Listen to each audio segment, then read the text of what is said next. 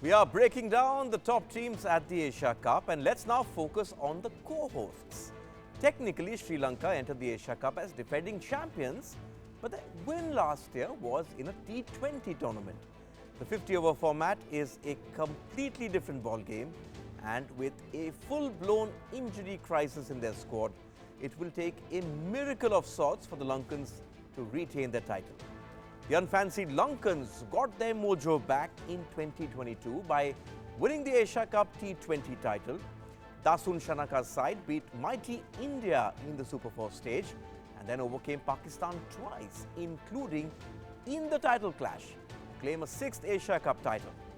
Now, Sri Lanka are a far cry from the side that won the 1996 ODI World Cup, or even the team that reached 5 global tournament finals between 2007 and 2014.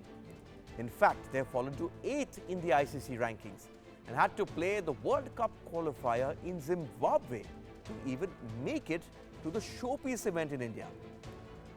Unlike fellow world champions West Indies, Sri Lanka cruised through the tournament by winning each match, though it was against significantly weaker opposition.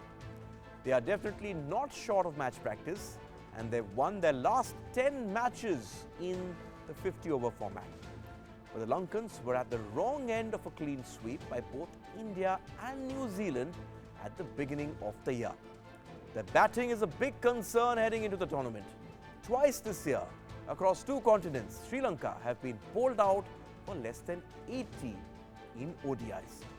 Captain Shanaka averages just 18 in the format this year.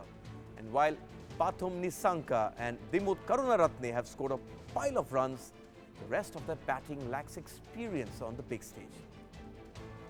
However, even that isn't their biggest worry ahead of their opener against Bangladesh.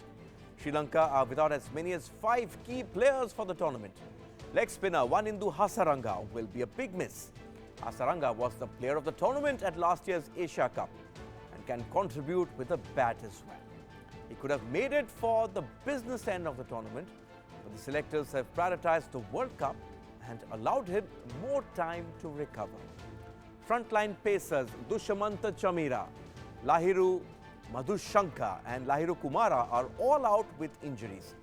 In fact, all 3 are battling to be fit for the World Cup, which begins on the 5th of October. Kusal Pereira was in line to make his ODI return after 2 years, but he's down with COVID-19 and he is expected to miss Sri Lanka's first 2 games.